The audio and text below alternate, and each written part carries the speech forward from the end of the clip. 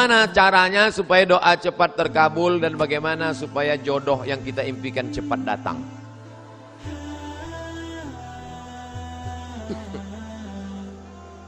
Tidak ada doa yang tidak dikabulkan Allah. Semua doa dikabulkan Allah. Orang yang merasa doanya tidak dikabulkan Allah, dia sudah suudzon pada Allah. Pertama, ada yang doa itu cash and carry, langsung. Dua, ada doa itu ditunda Allah karena ini belum layak. Sama seperti anak minta pisau, minta pisau, minta pisau, belum layak. Nanti kalau ku kasih kau luka. Ini orang belum layak dikasih mobil. Nanti kalau dikasih mobil malah nggak sholat. Dulu waktu masih pakai motor sholat, habis dikasih mobil, sholatnya Idul Fitri sama Idul Adha. Ilmunya belum sampai. Yang ketiga, ada orang-orang yang rezekinya ditahan Allah, nanti akan diberikan di surga.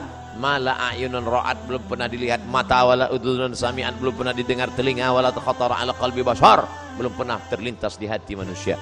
Jadi doa kita itu tetap saja doa. Ini sekarang banyak anak-anak muda nggak mau sholat, nggak mau berdoa. Assalamualaikum warahmatullahi wabarakatuh. Assalamualaikum warahmatullahi wabarakatuh. Oh, ditanya, sampean orang dungo, kamu kok nggak berdoa? Oh, yang lama aja belum dikabulkan. Ngapain nambah yang baru loh? Doa. Orang yang nggak mau berdoa itu sombong, maka doa. Ustadz, boleh nggak kalau saya doa saya sebutkan orangnya? Ya boleh. Ya Allah, itu ada ketua band, orangnya ganteng banget ya. Rasanya kalau punya suami seperti dia, so sweet. Boleh, apa nggak boleh? Tolonglah kirimkan angin cinta ke hatinya. Tapi kalau dia tidak menerima, kirimkan angin puting beliung sekalian. Jangan, nggak boleh doa yang nggak baik.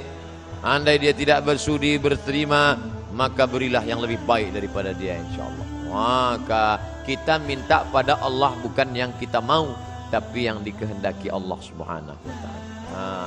Makanya bapak-bapak kadang kalau dia nikah, istrinya biasa-biasa aja. Pas ditanya sama orang, Pak, istri si bapak? Iya. Bapak ganteng kok bisa yang gitu? Itu yang paling indah menurut Allah. Itu artinya gagal dengan yang ada. Aku tidak melihat engkau, yang kulihat adalah orang yang sudah mengirimkan engkau. Datang utusan presiden, kita tidak lihat dia, yang kita lihat yang mengutusnya. Ada 3 orang diberi pena, yang satu dikasih pena, yang satu dikasih pena, 3 orang, tapi responnya beda.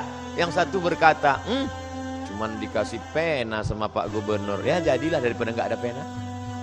Yang satu marah-marah, masa cuman ngasih pena, kasih kayak Harley Davidson. Yang satu lagi, aku tidak melihat bendanya, tapi yang kulihat adalah siapa yang memberikannya. Sehingga setiap aku menulis, orang akan bertanya, apa yang kau tulis? Tulisannya biasa, tapi pena ini pemberian sang raja. Nanti begitu kau mendapat, walaupun dia biasa aja, itu siapa? Dia yang sudah dikirimkan Allah Subhanahu wa Ta'ala. Gitu. Nanti bapak, ibu pulang besok, kalau ada yang nanya, itu istrimu? Iya. Kok begitu bentuknya? Dia dikirimkan Allah.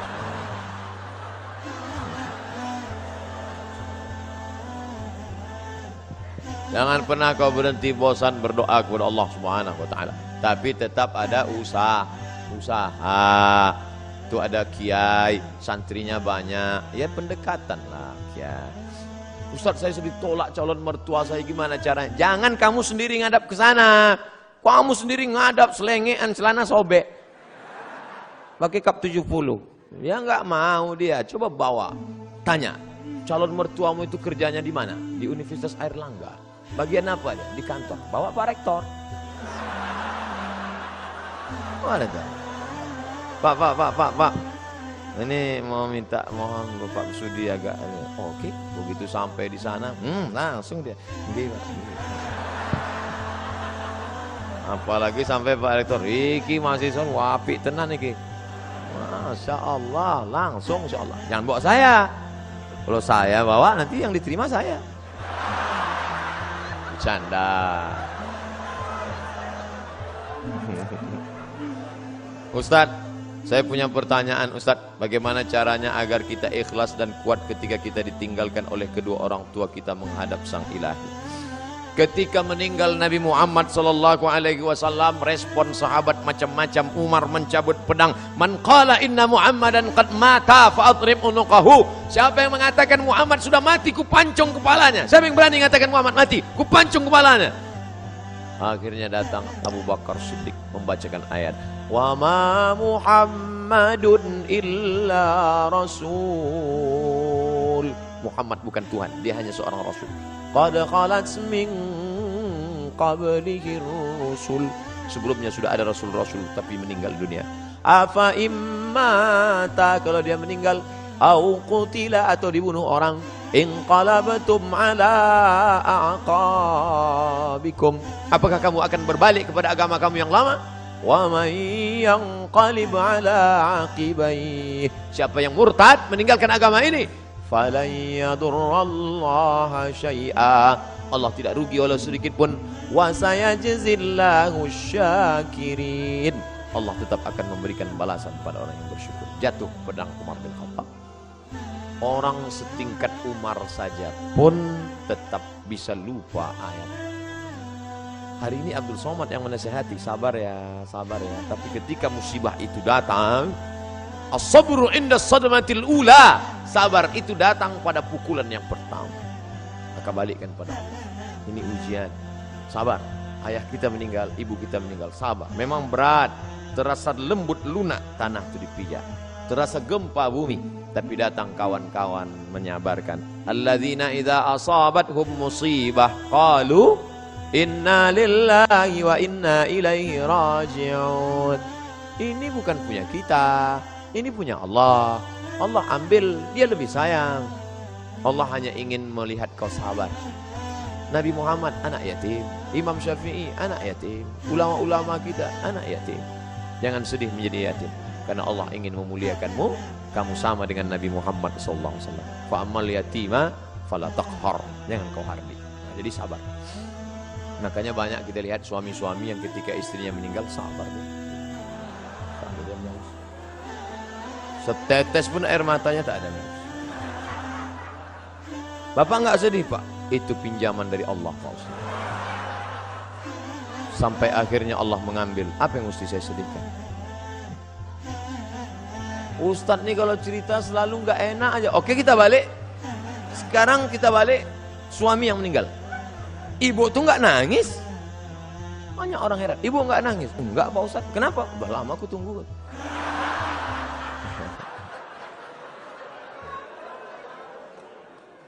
Balikkan pada Allah SWT. Bagaimana pandangan dan pendapat Ustadz tentang jaringan Islam liberal yang sudah mulai marak di Indonesia dan saat ini mulai masuk ke kerohanian SKI sekolah-sekolah.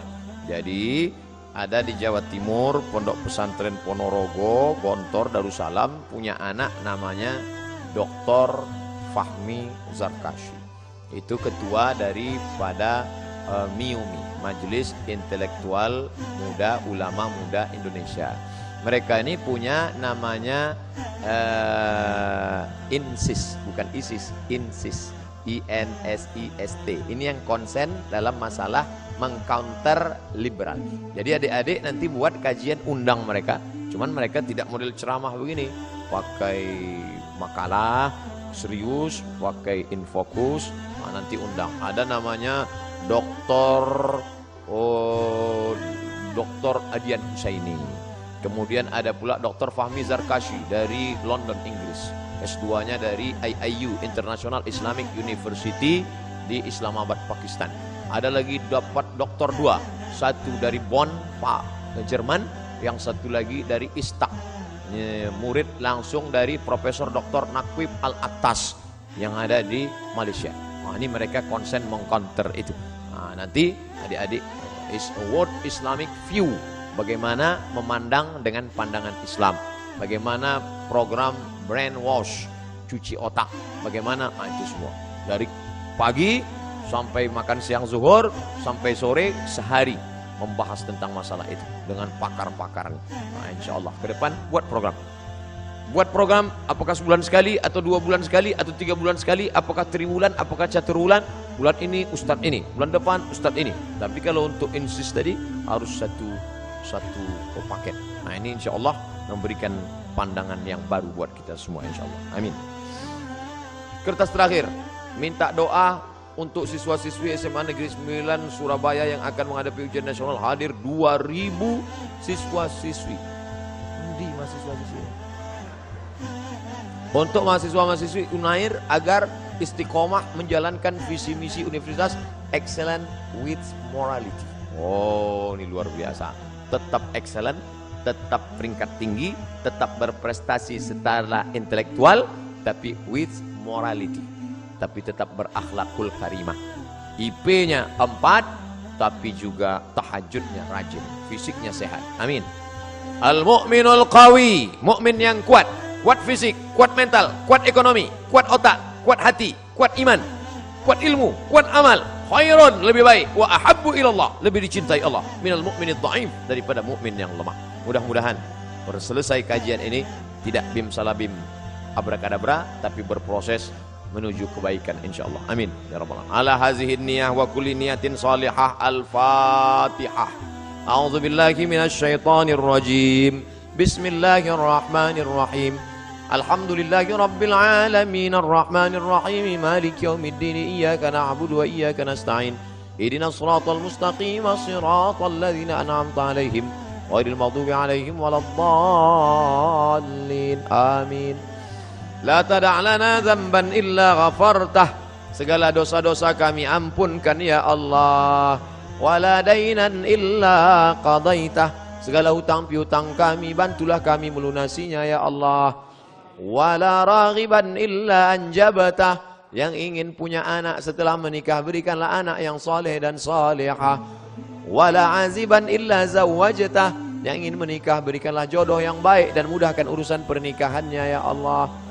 Wala maridan illa syafaitah, yang kau uji dengan penyakit angkat penyakitnya berikan kesembuhan ya Allah. Wala mayitan illa rahimtah, yang meninggal dunia curahkan rahmat ampunanmu kasih sayangmu pada mereka ya Allah. Wala mumtahinan illa najahtah, yang akan menghadapi ujian berikanlah kelulusan dengan nilai terbaik ya Allah. Ya muyassir kulla asir, wahai engkau yang memudahkan segala yang sulit. Fa inna kulla asirin alaika yasir, segala yang sulit mudah bagimu ya Allah. Fayassir lana umura abnaina, mudahkanlah segala urusan anak-anak kami yang menghadapi ujian akhir nasional ya Allah.